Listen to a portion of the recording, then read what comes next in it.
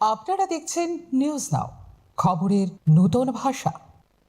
केंद्र ने सरकारी समारोह और एजुकेशनल इंस्टीट्यूशन में वंदे मातरम गाना जरूरी बनाते हुए नई गाइडलाइंस जारी की है। इस मुद्दे पर एडमिनिस्ट्रेटिव और पॉलिटिकल सर्कल में नई चर्चा शुरू हो चुकी है।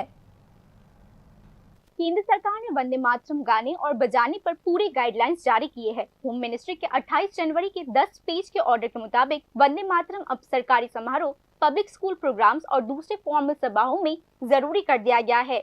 गाना बजाते समय वहां मौजूद सभी लोगों के प्रति सम्मान दिखाने के लिए खड़े रहना जरूरी कर दिया गया है। नए नियमों के मुताबिक वंदे मातरम प्रेसिडेंट के आने पर तिरंगा झंडा फहराते समय, गवर्नर के भाषण से पहले और बाद में, प्रेसिडेंट के भाषण से पहले और बाद में, पद्मा अवार्ड समेत अलग अलग सिविल अवार्ड सेरेमनी और प्रेसिडेंट की मौजूदगी में होने वाले दूसरे सभी फंक्शंस में जरूरी कर दिया गया है।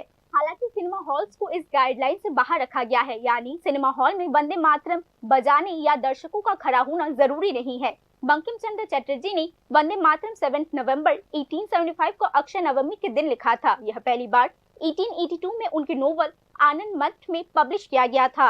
रविंद्रनाथ टैगोर ने 1896 में इंडियन नेशनल कांग्रेस के सेशन में पहली बार नेशनल लेवल पर वंदे मातरम गाया था। आजादी की लड़ाई के दौरान वंदे मातरम ब्रिटिश विरोधी लड़ाई के मुख्य नारों में से एक बन गया था। पिछले साल पार्लियामेंट के विंटर सेशन में वंदे मातरम की 150वीं सालगिरह पर एक खास चर्चा हुई थी। इस पर लोकसभा और राज्यसभा में बड़ी बहस भी हुई। कांग्रेस ने आरोप लगाया कि सरकार आने वाले पश्चिम बंगाल चुनावों को देखते हुए राष्ट्रीय गान को एक पॉलिटिकल मुद्दा बना रही है। दूसरी तरफ बीजेपी ने दावा किया कि कांग्रेस ने तुष्टीकरण की पॉलिटिक्स के तहत वंदे मातरम के कुछ हिस्सों को काट दिया था। 1937 में जवाहरलाल नेहरू के लिखे हुए एक लेटर का हवाला देते हुए बीजेपी ने आरोप लगाया कि कुछ लाइंस इस डर से हटा दिया गया था ताकि माइनॉरिटी कमेटी को कोई ऐतराज ना हो। पार्लियामेंट में बहस के दौरान प्रधानमंत्री नरेंद्र मोदी ने 1 घंटे के भाषण में कांग्रेस की आलोचना करते हुए आरोप लगाया कि वंदे मातरम के साथ धोखा हुआ है। प्रधानमंत्री नरेंद्र मोदी ने यह भी आरोप लगाया कि कांग्रेस मुस्लिम लीग के दबाव में झुक गई थी। उनके भाषण में वंदे मातरम 121 बार बोला गया।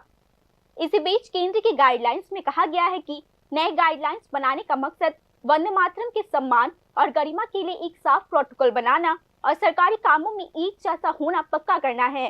Bureau report, news now.